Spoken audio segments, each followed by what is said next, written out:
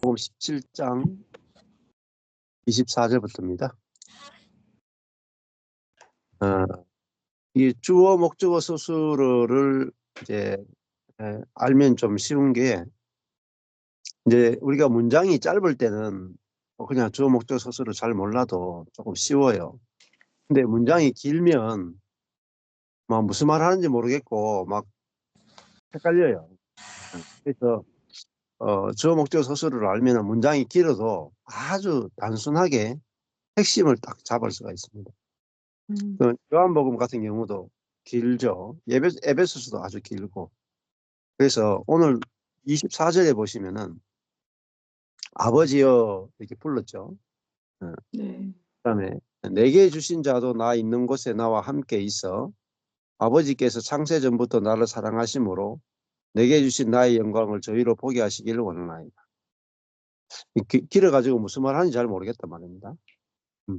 그러면은 여기 보면은 아버지여 해놓고 글씨체가 4개부터 시작해서 글씨체가 바뀌어요. 어디까지 같은 글씨체냐면은 이렇게 꺾이죠. 이게 이 모음이 딱 꺾이잖아요. 꺾이는 데가 어디까지 가느냐면은 하시기를까지 가요. 하시기를. 한 줄, 두 줄, 세 줄, 네 줄, 6줄이 다 같은 글씨체입니다. 그러니까 이 전체를 다 줄이면은 한마디로 이거죠. 제일 끝에 영광을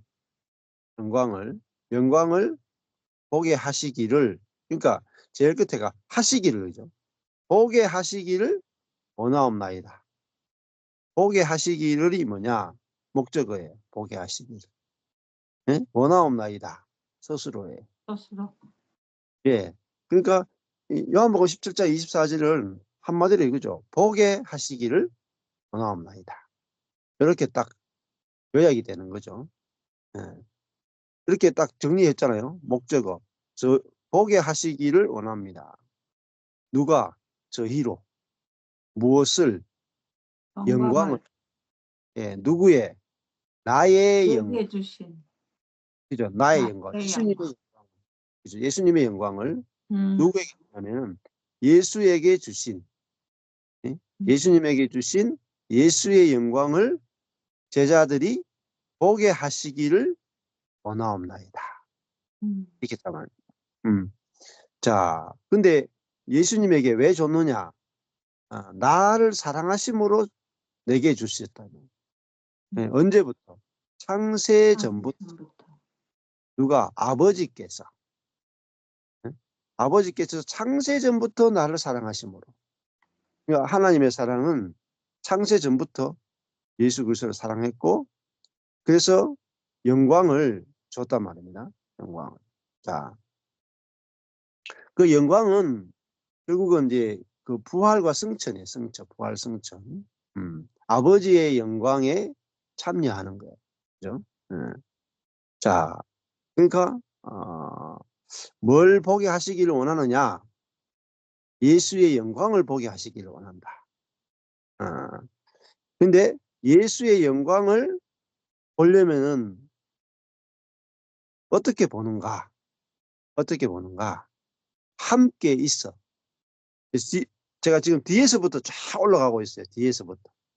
보게 하시기를 원하나이다 해서 거기서부터 계속 앞으로 오면서 이제 지금 치고 나가는 거죠. 어떻게? 나와 함께 있어. 그러니까 예수와 함께 있어야 아버지께서 창세 전부터 예수에게 주신 영광, 예수의 영광을 볼 수 있단 말입니다. 근데 예수와 함께 있는데 어디에 있어요? 나 있는 곳에. 나 있는 곳에. 나와 함께 있어. 그러니까 예수가 있는 곳에 함께 있어야 예수에게 주신 영광을 볼 수 있답니다. 자, 누구도 내게 주신 자도 나 있는 곳에 나와 함께 있어 내 영광을 보게 하시기를 원하옵나이다. 이게 24절이죠. 이렇게 설명하니까 아주 선명하죠. 네, 선명하죠. 예. 그냥 읽으면 이 정확하게 안 와요. 정확하게. 이렇게 목적어 서술, 주어 목적어 서술로 먼저 잡고 거기에 붙여진 거를 하나하나 살을 붙여 나가면은 이제 주어 목적어 서술어가 뼈예요, 뼈. 그리고 거기에 붙어 있는 거는 다 살을 붙여요.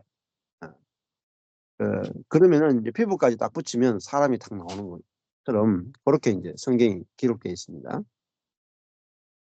자, 그러면 예수가 있는 곳에 예수와 함께 있어 예수의 영광을 보게 하시기를 원하옵나이다. 자, 예수님의 기도의 핵심은 예수의 영광을 보는 것입니다. 예수님이 얼마나 영광스러운 분인지를 보게 해달라. 누구가요? 제자들도. 그 보는 방법이 예수가 있는 곳에 함께 있어야 돼. 함께 있어서 보게 하시기 원합니다. 자, 그 예수가 있는 곳에 예수가 있는 곳이 어디냐? 나 있는 곳이 어디냐? 예수님이 어디 계십니까? 십자가에 계시고 부활을 하셨고 하나님 보좌 우편에 앉아 계시죠. 그 하나님 보좌 우편이 영광이잖아요. 영광. 우리도 하나님 보좌 우편, 하나님 보좌 우편, 거기가 영광이고 또 함께 십자가에 죽는 그것도 영광이죠. 왜냐하면은 옛사람이 끝나는 곳이기 때문에. 십자가는 옛사람이 끝난다는 말은 우리가 사단의 포로됨에서 해방된다. 그러니까 그 예수가 있는 곳이 바로 십자가고 우리도 거기에 함께 있을 때 우리 옛사람이 그리스도와 함께 여기 죽은 곳이구나. 그럼 십자가는 우리의 모든 수치가 끝나는 곳이다. 수치. 수치는 뭐냐면 노예로 살던 삶이다 말입니다. 그래서 길갈 있죠. 길갈. 구약에 보면 여호수아서 보면 길갈이 있어요. 길갈은요 굴러가다는 것입니다. 길갈. 이게 단어가 길갈 이렇게 되잖아요. 길갈 굴러가다 비슷하죠. 굴러가다. 리얼이잖아요. 네. 약간 의성어적인 게 있단 말입니다. 그러니까 우리가 굴러가다 할 때 굴러 이게 다 굴러 해야 돼야 굴러. 이게 다 의성어적인 거죠. 길갈은 굴러가다는 거예요. 뭐가 굴러가느냐? 수치가 굴러가다. 수치가 떨어져 나가다 이 말이에요. 그 수치가 뭐냐면은 할례 받는 거예요. 할례. 길갈에서 이스라엘 신이 할례할 때 그 육을 베어내죠. 육을 그 피부를 남자의 양피를 껍질을 탁 베어내잖아요. 그 육을 베어낸다는 거잖아요.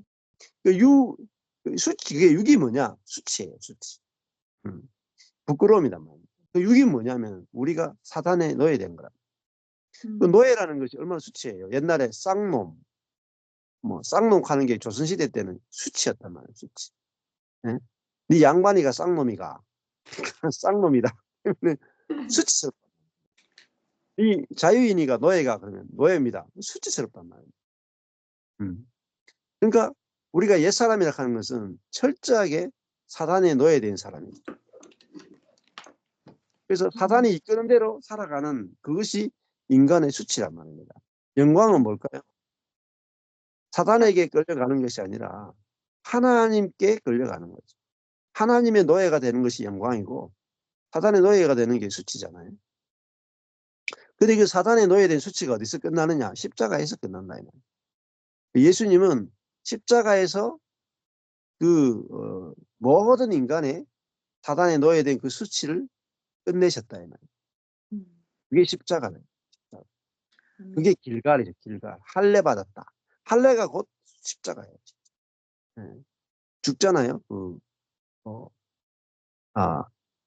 할례 받는 게 결국은 육을 베어내는 거니까 그게 바로 십자가죠. 자, 십자가에서 우리의 영원한 수치가 굴러갔다. 사단에 노예된 그 삶에서 죽음으로 해방이 됐다. 그리고 이제는 부활이 됐다. 부활하면요. 부활은 뭐냐면 사단이 건드릴 수 없는 영역이다. 왜냐하면 사단에게서 포로되면서 완전히 죽고 이제는 부활이라고 하는 것은 사단이 건드릴 수 없는 이제 육에서 해방됐다 이 말이에요. 육에 사단은 육을 통해서 공격하는데 몸이 새로운 몸으로 부활해 버렸다. 그러니까 몸 안에서 우리를 지배하던 사단이 우리가 거룩한 몸, 영적인 몸을 입어버리니까 그 몸 안에 그 영적인 몸 안에 사단이 거할 수가 없는 거죠. 그러니까 부활이라고 하는 것은 사단의 모든 지배에서 해방된 자유로운 몸을 입고 있는 상태가 부활이란 말입니다. 자, 그러니까 부활하신 예수님은 이제 아무 곳에도 지배를 받지 않죠. 시험도 없고 사단이 건드릴 수 없고 이게 부활이란 말입니다. 사망을 이겼다. 사단을 이겼다. 이 말입니다. 자, 거기에 우리도 함께 있죠. 예수와 함께 있다. 그리고 예수님이 하늘의 보좌 우편에 앉으셨다라는 말은 공중의 권세 잡은 자, 공중 위가 하늘이죠. 공중 권세 잡은 자 위에 있단 말입니다. 그 우리도 예수와 함께 하늘에 앉힌 바 되었다 이 말입니다. 그래서 우리도 예수와 함께 죽고 함께 부활하고 함께 하늘에 앉힌 바 된 그리고 예수님이 그 이 땅에 오셨을 때도 성령으로 사셨죠. 성령으로. 성령으로 사셨다는 말은 뭐냐면은 사단의 노예로 살지 않았다. 성령의 노예로 사셨다. 자, 그것이 뭐냐? 예수님의 영광이죠, 영광. 이 영광을 제자들이 보게 하기 원한다. 예수님이 왜 영광스럽냐? 그분은 하나님 보좌 우편에 앉으셨다 이 말입니다. 그래서 우리도 예수와 함께 죽고 함께 부활하고 예수와 함께 하늘에 안침받은 새로운 피조물이다 이 말입니다. 거기서 우리는 예수의 영광을 본다. 우리가 예수와 함께 있지 않으면은 내가 그 예수의 영광에 참여하지 않으면 예수의 영광을 알 수가 없습니다. 객관적으로 지금까지 이제 서구의 신학이 갖고 있었던 맹점이 뭐냐 하면은 내 밖에 있는 예수만 봤다. 내 밖에 있는 예수. 예수님만 죽고 예수님만 내 죄를 대신해서 죽고 예수님만 부활하고 예수님만 하늘에 승천했다. 우리는 이 땅에 있다. 근데 예수님의 죽음에 예수님의 부활에 예수님의 승천에 우리가 함께 있다는 것을 안 가르쳤다. 심각한 거죠, 사실은. 굉장히 심각한 거죠. 예수님만 죽고 예수님만 부활하고 예수님만 승천했다. 우리는 그 예수님을 믿는다. 그래서 구원받는다. 이렇게만 가르쳤다. 그러니까 함께 있어가 없는 거죠. 함께. 예수가 있는 곳에 함께 있어가 없기 때문에 예수님의 영광을 교리로는 보죠. 교리로. 예수님의 죽음이 영광 좀 놀랍다. 응? 사랑이다. 희생이다. 예수님의 부활은 놀랍다. 예수님의 부활의 역사성을 막 밝혀내려고 하고 예수님이 하늘에 올라갔다. 예수님 승천하셨다. 그 부활절 되면 예수님의 부활이 역사적 사실이다를 막 증명해내고 막 한단 말이에요. 그런데 그 예수님이 내 밖에 있는 영광스러운 예수님이죠. 근데 그게 진짜 예수님의 영광을 보는 건 아니에요. 진짜 보려면은 내가 함께 있어야 예수의 영광을 본다. 그러니까 부활절에 나의 부활을 내가 예수와 함께 부활한 것을 이야기할 수 있어야 진짜 부활이에요. 십자가도 예수님만 죽은 거 이야기하면 안 되고 나도 죽은 것을 함께 이야기해야 돼. 예수님의 승천만 이야기하면 안 되고 내가 예수와 함께 하늘에 앉힌 존재가 되었다 이 말입니다. 그 완성되었다 이 말입니다. 하늘에 앉힌 바 된 존재다. 이미 천국에 들어간 존재다. 하나님 보좌 우편에서 이제는 생명으로 죄와 사망의 권세를 이긴 자로서 다스리는 자로 살아가는 존재가 됐다. 여기까지 알아야 예수의 영광도 보고 그리스도인의 영광도 보는 것입니다. 예수님의 영광을 보는 것은 곧 우리의 영광을 보는 것과 같은 거죠. 왜? 그 예수 안에 우리가 함께 있으니까, 함께 포함되어 있습니다. 어제 저녁에도 이제 그냥 했는데, 에베소서를 한마디로 줄일 수 있어야 됩니다. 그러니까 우리가 성경을 안다는 것은 에베소서를 한마디로 한 문장으로 줄여서 말씀해 주시겠습니까? 하면은 한 문장으로 할 수 있어요. 두 문장으로 해 주시겠습니까? 하면 두 문장으로 하고, 10문장으로 해 주시겠습니까? 10문장으로 하고, 1시간 해 주시겠습니까? 1시간 하고, 10시간 해 주시겠습니까? 10시간 하고, 일주일 해 주시겠습니까? 일주일 하고. 이 정도는 돼야 에베소서를 안다 이렇게 할 수가 있어요. 근데 대부분 못해요. 왜 못하냐면은 방법을 모르기 때문에. 자, 근데 이 케아점 성경을 하게 되면요, 할 수 있어요, 쉽게. 자, 뭐 한 문장으로 한다. 쉬워요. 그 에베소서가 대칭 구조를 설명해 주면 돼, 대칭 구조. A, 제일 검은색 제일 위에 보면은 검은색 대칭이 딱 있어요. 에베소서가. A, B, C, D, A. 5개로 돼 있어, 5개. A, B, C, B, A. 이게 대칭이에요. 왜냐하면 A, A끼리 대칭하죠. B와 B가 대칭하죠. 중간에 C가 있어요. 이렇게 에베소서는 5개 제일 큰 문단이 나눠져 있어요. 검은색 문단, A 문단, B 문단, C 문단, 다시 B, 다시 A 문단으로 나눠요. A는 A끼리, B는 B끼리, 중간에 C가 있어요. 이게 에베소서예요.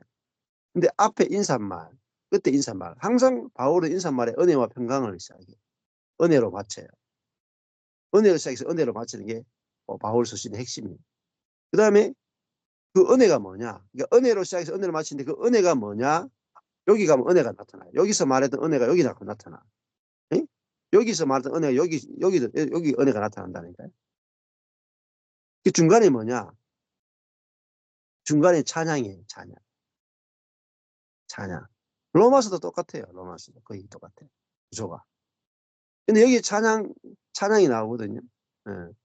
우리가 온갖 구하고 생각하는 것에 더 넘치도록 능히 하실 이에게 예? 영광이 세세토록 그에게 있으리로다 하면 이렇게 나온다고 에베소서가. 중간이 찬양이다. 근데 이게 여기 B가 뭐냐면 그리스도인의 신분. 앞에 B는 그리스도 신분이에요. 뒤에 B는 그리스도인의 위치예요. 그러니까 왜 중간에 찬양을 하느냐? 그리스도인의 신분과 그리스도인의 위치 때문에 하나님을 찬양하는 거예요. 이게 에베소서예요. 그러니까 에베소서를 알아야 그리스도인의 신분과 위치를 알아서 하나님께 영광을 돌릴 수가 있어요. 그러니까 에베소서는 교회와 그리스도인의 신분과 위치를 가장 정확하게 말해주는 성경이 에베소서. 쉽죠?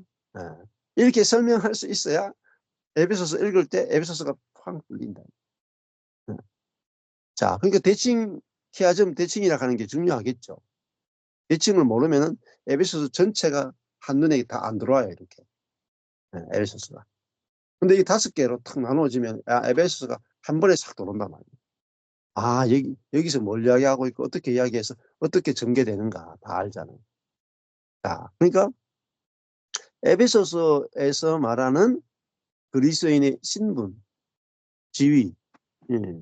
그 신분과 지위가 전부 다 그죠? 함께 죽고, 함께 부활하고, 함께 승천했다. 그 이야기 한단 말이에요. 예. 하늘에 앉힌 존재다. 이 말이에요. 근데 이거를, 얘기를 못 하는 거죠. 이건 모른단 말입니다. 함께 죽고, 함께 부활하고, 함께 승천하는 이것이 얼마나 놀라운 것인지 모른다. 자, 그러면은 그 하나하나에 아주 놀라운 비밀이 숨겨져 있습니다. 함께 죽었다. 여기도 엄청난 비밀이 숨겨져 있고, 함께 부활했다. 여기도 엄청난 비밀이 숨겨져 있고, 함께 하늘에 안침받았다. 어마어마한 비밀이 숨겨져 있고. 그게 뭐냐? 우리의 정체성이다. 다른 말로 하면 내가 누구인가 하는 거죠. 그리스도인들이 왜 춘륜에 빠지냐면요. 자기가 누구인지 몰라요. 그 자기의 영광을 모른단 말이에요. 그래서 예수님이 내게 주신 내 영광을 제자들이 보게 하시기를 원합니다. 라는 말은 예수의 영광을 봐야 우리 자신의 영광도 보는 거죠. 왜냐하면 그 예수의 영광에 우리가 참여했기 때문에. 예수님의 모든 것에 우리가 참여되는 거예요. 왜? 그분은 신랑이고 우리 신부란 말이에요. 네. 자, 그러니까 우리가 예수와 함께 있는 곳에, 연합된 곳에서 우리가 예수와 함께 누리게 된 예수의 모든 것이 우리의 것이 된 이 영광을 봐야 헛된 영광을 구하지 않습니다. 헛된 영광.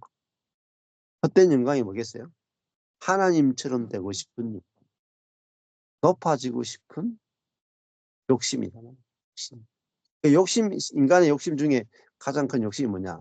높아지고 싶은 욕심. 높아지고 싶은. 하나님처럼 되고 싶은 욕심이죠. 그게 죄의 뿌리거든요. 그러면은 교회 가운데 제일 죄로 인식하지 못하는 죄가 뭐냐? 높아지고 싶은 죄. 요거는 죄로 인식을 못해요. 오늘 교회도 담임 목사 되면 좋잖아요. 부목사보다 담임 목사가 좋잖아요. 집사보다는 본사가 좋잖아요. 안수 집사보다는 장로가 좋잖아요. 평신도보다는 목회자가 좋잖아요. 예. 그냥 노회원보다는 노회장이 좋잖아요. 시찰원보다는 시찰장이 좋잖아요. 예? 노회장 목사님보다는 예? 그냥 부목사보다는 당회장 목사가 좋고, 당회장 목사보다는 시찰장 목사가 좋고, 시찰장 목사님보다는 노회장 목사님이 좋고, 노회장 목사보다는 총회장 목사가 좋다. 총회장 목사보다는 기독교 연합회 총회장 목사가 좋다. 근데 그게 죄인 줄 모르는 거예요. 그러니까 교회들이 왜 힘을 잃느냐? 높아지고 싶은 요것이 죄라는 것을 전혀 인식하지 못하다. 인식하지 못할 뿐만 아니라 좋아한다는 거예요. 좋아. 욕심이라는 게 뭐냐면은 좋아 보인다는 거예요. 좋아 보인다. 좋다 이 말. 좋다는 건 뭐죠? 욕심이라는 게 뭐죠? 추구한다는 거예요. 간절히 좋아하고 간절히 추구하는 게 뭐예요? 욕심이잖아요. 이게 뭐예요? 사단이에요. 사단이 욕심을 통해서 사람을 지배한다. 그러니까 어떤 교회든 어떤 모임이든 높아지고 싶은 욕심이, 교만, 욕심. 그러니까 상대방 위에서 말하고, 상대방을 조정하려고 하고, 상대방을 판단하고, 상대방을 정죄하고, 그렇게 한단 말이에요. 근데 그게 죄인 줄 모른다. 그래서요. 그러니까 뭐 상대방을 막 마음을 꺾게 하고 막 네 마음이 교만하다 하고 이런 말을 막 스스럼없이 한다면 스스럼없이 교회 안에. 예, 어떤 교회를 보면은 목사가 막 성도들한테 예? 네 교만하다 마음을 꺾어라 그러고 막 어떨 때는 회초리 들기도 하고 이런단 말이야. 뭐 이게 피지에 있는 거기도 우리 가봤지만 거기 막 목사가 막 장로 불러가 기대기 때린단 말이야. 교만하다 하고 사단에게 사로잡혔다 하고 그러면 잘못했다 하고 막 회개하고 이런단 말이야. 그런 형제 위에 같은 형제인데 형제 위에 올라가는 것을 너무나 당연하게 생각한다. 그리고 그것을 또 교회 안에서도 너무 좋아한단 말입니다. 우리 목사님, 우리 당회장 목사님, 위대하신 목사님. 그러면서 그 사람을 높이는 그런 것들을 그게 전부 다 왜 그렇게 하냐면은 그리스도인의 영광을 못 보기 때문에 이미 하늘 보좌 우편에 그리스도와 함께 안침받은 존재다 이 말입니다. 더 이상 높아질 곳이 없어요. 더 이상. 하늘 보좌 우편에 앉았다는 말은 더 이상 높아질 자리가 없다 이 말입니다. 하나님의 자리에 앉았다 이 말입니다. 하나님 보좌 우편이라고 하는 것은 거의 하나님의 자리까지 올라갔다 이 말입니다. 하나님의 자녀가 됐잖아요. 하나님의 모든 것을 상속받고 하나님의 영광도 상속받고 하나님의 생명도 받고 하나님과 함께 다스리는 자. 그러면 하나님의 패밀리잖아요. 그게 그리스도인의 정체성이다. 우리가 그렇게 높아진 자, 더 이상 높아질 자리가 없어요. 가장 높아져. 그러니까 요셉을 보면은 요셉이 애굽에서 제일 높아졌잖아요. 그 바로 왕 바로 밑에가 요셉이었습니다. 그게 하늘 보좌 우편이에요.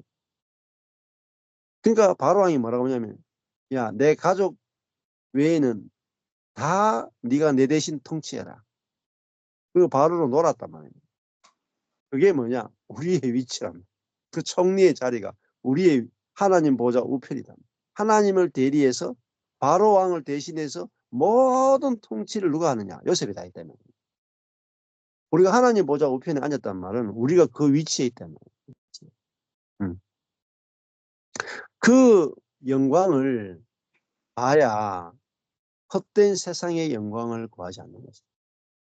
예수님이 40일 동안 시험을 받으시죠. 40일 동안 시험 받는데 그 40일 동안 시험 받을 때 세 번째 시험이 뭐냐면은 세상의 영광을 보여주는 것입니다. 높은 산에 올라가서 온 세상의 영광을 쫙 보여주면서 네가 내게 경배하면은 이 세상의 영광을 주겠다. 그게 마지막 시험이었거든요. 근데 예수님께서 주 너의 하나님만 경배하라 그랬다 하고 나는 세상의 영광이 필요 없다. 하나님이 내게 주신 영광으로 충분하다. 그러니까 유혹이 없다 이 말입니다. 왜 유혹이 없느냐? 하나님이 주신 영광으로도 넘친단 말이에요. 이 세상 영광이 뭐로 보이냐면은 그냥 쓰레기로 보인다고 쓰레기. 왜? 아버지가 주신 영광이 너무나 크기 때문에. 창세전부터 이 나를 사랑함으로 내게 주신 나의 영광. 창세전부터 주신 영광이다. 하나님의 아들의 영광. 아들됨의 영광. 하나님을 대리하는 영광. 하나님을 표현하는 영광. 그 영광을 보게 하시기를 원합니다. 그리스도인이 문제는 뭐냐면은 영광을 보지 못하는 거예요. 영광을 보지 못하면은 세상의 영광에 현혹돼서 세상의 노예, 사단의 노예로 살아간다. 안 그렇겠습니까? 우리가 뭐 의사가 되건 뭐 변호사가 되건 뭐 사업가가 되건 그게 영광스럽겠습니까? 근데 그 영광을 한국에도 애들 낳으면 무조건 의대, 예? 치대, 예? 약대, 요즘 수의대. 이게 순서예요, 순서. 예? 학교도 필요 없어. 무조건 의대에 보내야 돼. 의사가 최고야. 그러니까 한국이 자꾸 죽어가는 거야. 왜? 의사 많이 배출해서 나라가 잘 될 수가 없어요. 과학자가 많이 나와야 되잖아요. 근데 과학적으로 안 가요. 똑똑한 애들이 다 의대 가버려. 왜? 의대 가면 조금만 고생하면은 그 다음에 너무 안정적이잖아요. 너무 안정적이잖아요. 뭐 과학적으로 가면은 그건 안정적이지 않단 말입니다. 실패할 수도 있단 말입니다. 근데 그런데 안 가는 거예요. 네. 그러니까 아, 뭐가 영광스럽게 보이는가. 어떤 한 교회의 이야기인데 요 대구에 있는 교회예요. 대구 여기 우리 수성구 쪽에 아주 부촌이단 말입니다. 대구에서 내노라는 부자들이 살고 그 교회도 그 부자들이 다니는 데. 근데 장로님 권사님인데 애가 아들이 있는데 아들이 있는지 없는지도 오픈 안 해요. 왜냐하면 그 아들이 의대에 못 갔거든. 그러니까 의대 갈 때까지 집안에 가둬놓고 공부시킨다는 거예요. 5수, 6수, 7수, 8수 먹습니다. 왜냐하면 의대 가서 지금 우리가 갖고 있는 이 그 병원이나 이 재산을 네가 의대 가야 네한테 다 물려줄 수 있다. 며느리 얻어봤자 소용없습니다. 이혼해버리면 다 뺏기게 돼요. 그러니까 무조건 내 자식이 의대 가야 돼. 완전 지옥을 만나, 지옥을. 왜? 그리스도인인데 그 돈의 영광, 그죠? 권력의 영광, 부귀의 영광, 그 영광을 못 이긴다 말입니다. 세상 영광을 못 이긴다. 그 말은 세상 영광에 넣어야 됐단 말이에요.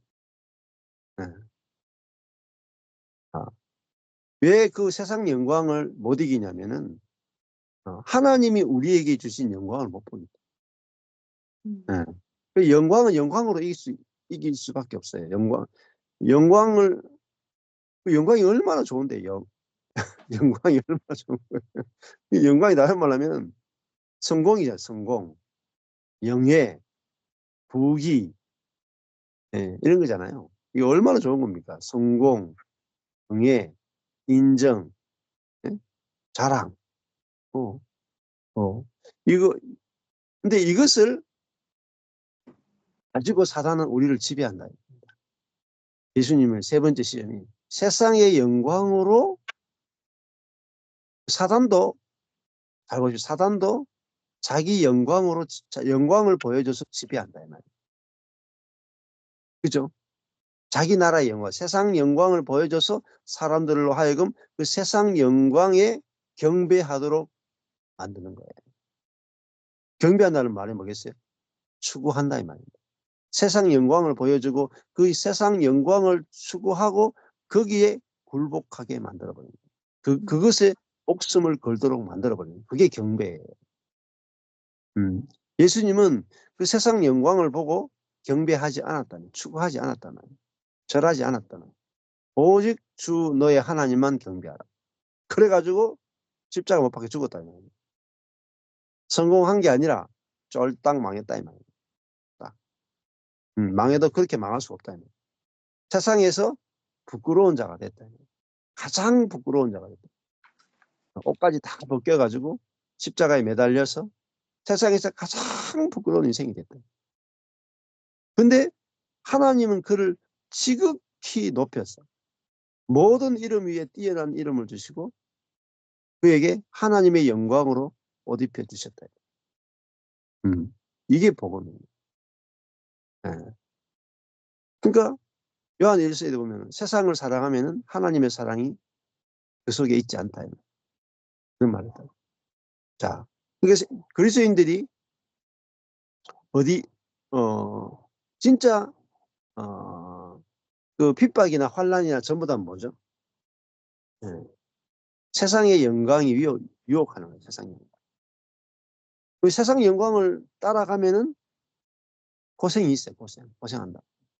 세상 영광을 따라가다가 싸우고 다투고 네? 네, 실망하고 안 그렇게 아까 전에 자식을 의대에 보내야 된다. 그래서 우리가 이 권력과 부를 지켜야 된다. 그러니까 뭐가 나옵니까? 자식하고 부모하고 철천지 원수가 된다.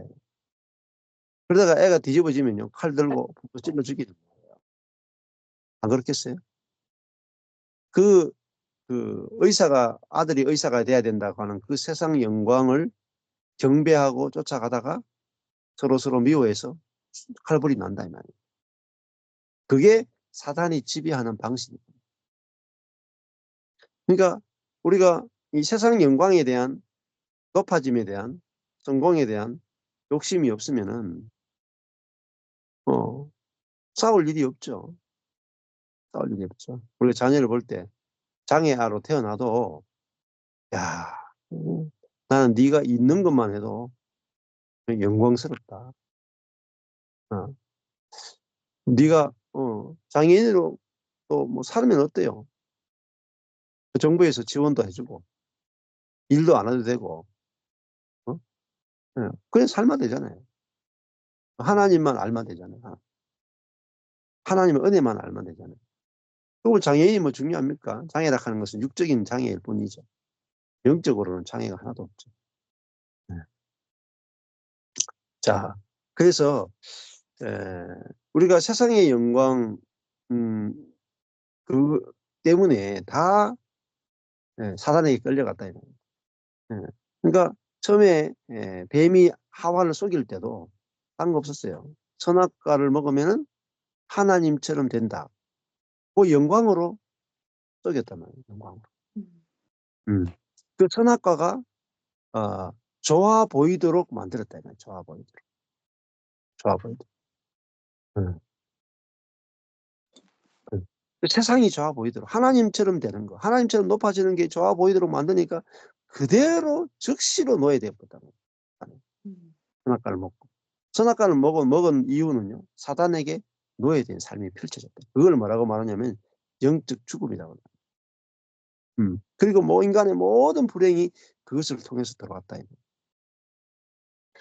그러므로 이 높아지고자 하는 이 사단의 본성, 내가 뭔가 지식으로, 지혜로, 능력으로, 그러니까 선악과는 뭐냐면요, 지식과 능력이에요. 지식과 능력으로 높아지려고 하는, 하나님의 자리를 찬탈하고 싶어하는 그게 죄의 근본이거든요. 그래서 그곳으로 살아가는 존재가 옛사람이에요. 지혜와 능력으로 하나님의 자리에, 공동체 안에서도 가장 높은 자리에 올라가고자 하는, 가정에서도 머리가 되고자 하는, 나는 머리가 되고 싶은 거예요. 머리가 되고 싶은 욕망, 그게 죄성의 뿌리다 말이에요. 근데 나를 머리로 안 만들어주면은 상대방을 공격해버리는 거죠. 그래서 뱀도 보면은 특징이 머리를 바닥 끈다. 뱀이 항상 머리를 빡 든다. 머리를 드는 자라니까, 뱀이. 자기가 하나님이 되려고 머리를 바짝 끈단 말이에요. 그러니까 그 옛사람 안에서는 우리가 교제가 안 되죠.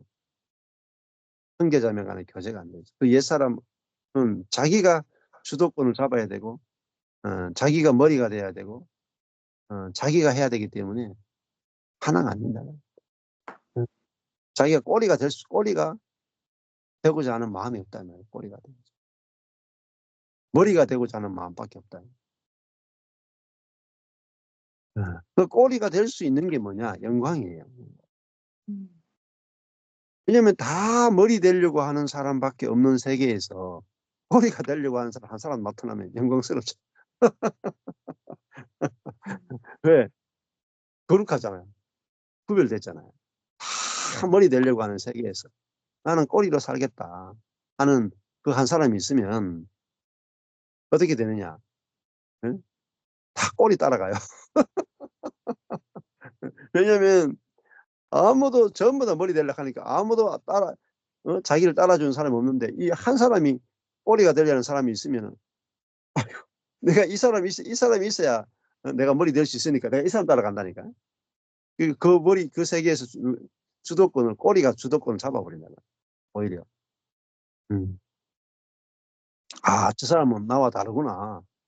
다 머리 되려고 하는데 꼬리 되려고 하는 저 사람 보니까 나와 정말 다르구나. 영광스럽다. 이렇게 된단 말입니다. 그 예수님이다. 예수님.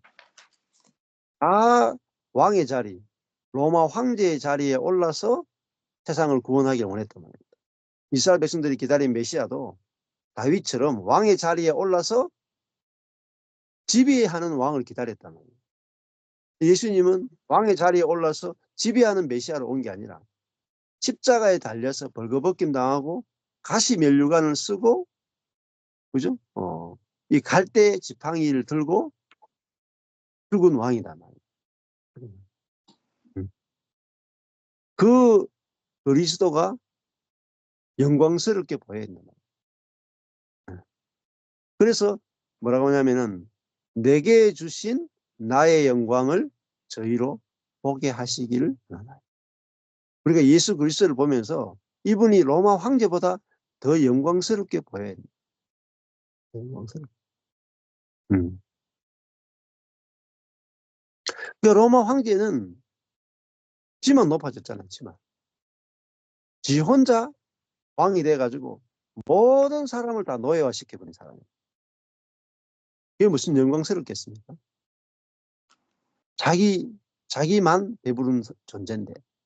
그 로마 황제 좋아할 필요가 하나도 없는데 우리는 로마 황제 하면은 예, 가장 악한 놈이다. 그런 사람을 우리는 최고로 친다. 최고. 근데 십자가에 죽은 그 예수님을 보면서는 다 손가락질했다. 예.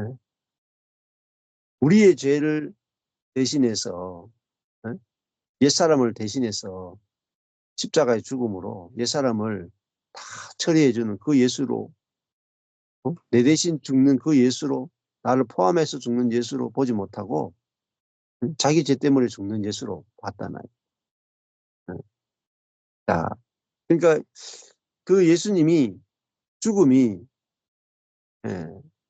모든 사람의 옛사람을 대표해서 죽음으로 모든 사람을 사단에게서 해방시키는 영광스러운 죽음임을 우리가 보는 게 이게 정말 은혜랍니다. 그래서 그 로마 황제의 영광이 아니라 세상의 영광이 아니라 예수의 영광을 보는. 그래서 예수님이 그들로 하여금 보게 하시기를 원합니다. 이 본다는 게 너무너무 중요하기 때문에 예수님이 기도해서 이 데오레오 보게 하시기를 원합니다. 그 에베소서도 마찬가지. 지혜와 계시의 영을 주사 하나님을 알게 하시고 부르심의 소망을 알게 하시고 그 안다는 말과 본다는 말은 하나거든요. 하나. 자, 이게 이제 24절이고요. 그다음에 25절에 의로우신 아버지여 이렇게 나와요. 세상이 아버지를 알지 못하여도 나는 아버지를 알았사고. 자, 세상이 나오죠. 세상은 아버지를 알지 못한다. 아버지를 못한다. 세상은 자기를 낳아준 자를 알지 못한다는 뜻입니다. 낳아준 분. 그러니까 세상은 근원을 무시한단 말이에요. 자기가 존재하는 근원을 인정하지 않는다는 거예요. 그게 세상이에요. 근데 예수님은 자기를 낳아준 근원이신 아버지를 인정하고 안다 이 말입니다.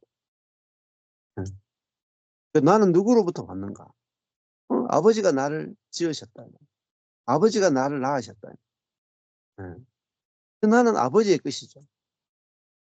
그러니까 아버지가 나를 지었으니까 아버지가 나를 지으신 목적이 있을 거 아니에요. 그 목적대로 사는 것이 아버지를 영화롭게 하고 그리고 나도 내 목적대로 사는 것이 내가 영광스러운 거잖아요. 내가 볼펜으로 지원받았습니다. 그러면 내가 나를 지은 아버지가 사람이잖아요. 사람. 그 사람이 이 볼펜을 쓰기 위해서 지었기 때문에 내가 볼펜으로 사는 게 영광스러운 거예요. 근데 볼펜으로 내가 살면 영광스러운데 이게 칼로 살려고 하면 영광스럽지 못해. 이게 칼 용도로 물론 비슷하게 쓸 수가 있죠. 종이 찢을 때도 칼 용도로 쓸 수도 있어요. 근데 영광스럽지는 못하단 말이에요. 영광이 안 나타난단 말이에요. 근데 이게 볼펜 용도로 쓰면 영광이 나타난단 말이에요. 영광. 근데 세상은요, 아버지를 인정하지 않는단 말이에요. 세상은 자기를 지은 존재를 인정하지 않는다. 뭐냐면은 세상은요, 자기가 곧 하나님이다. 그래서 자기가 자기의 존재 목적을 자기가 설정하는 거예요. 자기 인생의 목적을 자기가 설정하고 그 자기가 정한 인생의 목적대로 살아간다 이 말이에요. 아버지와 상관없이. 그리고 자기가 원하는 인생을 딱 성취하면 나는 잘 살았다 생각한다. 그게 뭐냐면은 세상의 영광이에요. 그러니까 그 세상의 영광은 허무하다 한다는 거예요. 자기가 하나님 되어서 자기가 인생의 목표와 계획을 세우고 갔는데 가보니까 헛되니 모든 것이 헛되다 이렇게 한다는 거예요. 헛됩니다. 세월이 얼마나 빠른데요. 혼설같이. 여기 아마 정 목사님 내하고 우리 정상호님도 야 내가 우리 둘이 만날 때가 엊그제 같은데 벌써 이렇게 됐나 이런 생각 한 번씩 안 하십니까? 세월이 그럼요. 저도 요즘 한번 생각하거든요. 옆에 안에 있는 거 이렇게 보면은 대학교 4학년 때 만나가 그때 파릇파릇하던 아내는 어디 가고 이 배불뚝이 아내가 근데 야 이게 만약에 그때 20대 초중반의 아내가 지금 50대 중후반이 됐단 말입니다. 그러니까 30년이 후딱 지나가는 것 같아요. 30년이. 눈 3번 깜빡이면 30년. 그렇죠? 예. 예. 그게 뭐냐면은 앞으로 눈 3번 더 깜빡거리면 이제 좀 묻으면 이별이에요, 이별. 눈 6번 깜빡거리면 이별이에요. 그러니까 이게 세상이거든요. 그 안에서 눈 6번 깜빡거리는 동안 뭘 해도요, 했던 게 남아있느냐? 안 남아있습니다. 다 허물어지고, 다 남는 게 하나도 없고, 나도 기억 못하고, 날 낳아준 나도, 자식들도 부모가 이렇게 저렇게 다 기억 못해요. 다 잊어버려. 우리 자식들만 우리에 대한 기억을 가지고 있지, 손주대 넘어가면 우리에 대한 기억도 다 사라질 거야. 그게 허무한 거잖아요. 근데 영원한 게 뭐냐? 영원한 것은 아버지께서 우리에게 주신 영광만이 영원하다. 이걸 모르면은 다 허무하죠. 자, 그 의로우신 아버지여 하는 것은 올바른 아버지죠. 올바른 아버지. 그러니까 이 의로 통치하시는 아버지라는 거죠. 자, 그 하나님이 이 모든 것의 기준이 된다. 통치자 된다는 말은 하나님 모든 것의 통치자가 되고 기준이 되십니다. 세상이 아버지를 알지 못해도 나는 아버지를 알았다. 세상이 아버지를 알 수가 없죠. 왜? 세상은 세상에 속한 것이 육신의 정욕, 안목의 정욕, 이생의 자랑이잖아요. 세상을 이 요한이 딱 정의할 때는 육신의 정욕, 안목의 정욕, 이생의 자랑이에요. 정욕과 자랑, 이게 세상이거든요. 이거로 살아가는 게 세상이에요. 자랑이 결국은요, 높아지고 싶은 거잖아요. 욕심 뭐죠? 하나님처럼 되고 싶은 욕심. 욕심이나 자랑이나 같은 거예요. 딱 세상은 하나 그것밖에 없어요. 내가 하나님 되고 싶은 거 딱 그거 하나밖에 없습니다. 그게 있으니까 내가 하나님 되고 싶으니까 아버지를 인정할 수 없죠. 내가 하나님 되고 싶은데 하나님 인정하면 내가 하나님 절대로 못 되잖아요. 그러니까 내가 만약에 저희 교회가 있다 그러면 제가 전철권이라는 사람이 담임 목사인데 다른 사람이 제가 담임 목사 되고 싶습니다. 그러면은 전철권 목사를 담임 목사로 인정하는 한에 있어서는 절대 담임 목사가 못 된단 말이에요. 그러면 인정을 안 해야 되죠. 마찬가지입니다. 내가 하나님처럼 되고 싶은 게 세상인데 지극히 높은 자와 비길이라. 이게 사단의 속성이잖아요. 근데 내가 하나님처럼 되고 싶은데 하나님이 있으면 안 되죠. 그래서 하나님을 죽여버린단 말이에요. 그게 이제 십자가 사건이다. 십자가. 자, 그러니까 나도 하나님 되고 너도 하나님 되고 하려고 하니까 편안하겠습니까? 싸우죠. 전쟁이 벌어져. 지금 뭐 이스라엘하고 뭐 하마스하고 막 이스라엘하고 레바논하고 막 계속 전쟁이 벌어지잖아요. 우크라이나하고 막 소련하고. 왜 전쟁이 벌어지겠습니까? 딴 이유 없어요. 하나님처럼 되고 싶은 거죠. 그 작은 죄, 하나님처럼 되고 싶은 그 육신의 정욕, 안목의 정욕, 이생의 자랑, 그 작은 죄가 전쟁을 낳는다고. 전쟁. 작은 것 같지만 요 누룩 하나가 전부를 부풀게 하는 거야. 근데 여기서 전쟁이 나왔구나. 하나님처럼 되고 싶은 게 전쟁이. 소련 중심성, 그게 전쟁을 일으키고, 중국 중심성이 전쟁을 일으키고, 일본 중심성이 전쟁을 일으킨다. 이스라엘 중심성이 전쟁을 일으키고, 하마스 중심성이 전쟁을 일으킨다. 그 작은 죄가, 그 작은 죄를 못 이긴단 말이에요. 사람이. 그 작은 죄 하나 못 이겨가지고 전쟁이 벌어진다. 수많은 사람이 죽는다. 자, 그 복음이 아니고는 세상의 문제를 1도 해결 못해요. 우크라이나 소련 전쟁, 이스라엘하고 옆에 주변의 국가와 전쟁. 이 전쟁을 누가 해결하겠습니까? 복음 외에는 답이 없습니다. 자, 그래서 예수님이 이 문제를 해결하기 위해서 십자가 죽으셨다. 인류의 모든 문제를 해결하기 위해서 십자가에 죽었으니까 예수님의 죽으심은 정말 개죽음이 아니라 영광스러운 죽음이란 말이에요. 억울하게 죽은 죽음이 아니라 하나님의 구원의 역사를 이루기 위한 영광스러운 죽음이다. 그게 이제 예수님의 죽음도 영광스러운 거죠. 인류의 문제를 해결할 수 있는 유일한 하나님의 지혜와 능력이 십자가이기 때문에. 그 십자가가 영광이다. 자, 나는 아버지를 알았고 또 예수님이 아버지를 아는 방법은 아버지와 하나이기 때문에 그래요. 아버지와 하나이기 때문에 아버지를 아는 거죠. 그래서 이 17장 22절에 우리가 하나가 된 것 같이 저희도 하나가 되게 하려 함입니다. 자, 그러니까 예수님이 아버지를 아는 것은 아버지와 하나로 사셨기 때문에 아버지를 알죠. 세상은 아버지를 알지 못하는 것은 아버지와 하나 될 수 없기 때문에 이질적이다. 이질적. 세상이 추구하는 것하고 아버지하고 생명이 다르기 때문에 알 수가 없는 거죠. 자, 그러니까 세상은 늑대와 같단 말이에요. 아버지는 양과 같단 말이에요. 그 늑대가 양의 세계를 어떻게 알겠어요? 생명이 다르기 때문에 목표도 다르고 방법도 다르단 말이에요. 절대로 알 수가 없다. 하나라야 알죠. 양이 양을 알잖아요. 목자가 양을 알지 늑대가 양을 알 수 없다. 같아져야 아는 거예요. 하나가 돼야 아는 거예요. 그래서 나는 아버지를 알았고 저희도 아버지께서 나를 보내신 줄 알았습니다. 제자들은 뭐냐면은 24절에 내게 주신 자다. 제자들이 예수를 믿기로 결단한 적이 없어요, 여러분. 여러분 사복음서 자세히 보십시오. 제자들이 예수님을 믿기로 구원받기로 결단한 게 없어요. 예수님이 제자들을 찾아가지고 나를 따라오라 말씀하시죠. 그 제자들은 따라하는 것밖에 없어요.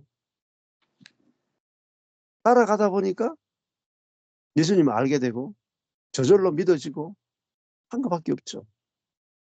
근데 대부분 기독교 안에서는 복음을 들려주고 믿음을 가지라고 결단을 시킨단 말이에요. 결단에 너무 포커스를 둘 필요가 없어요.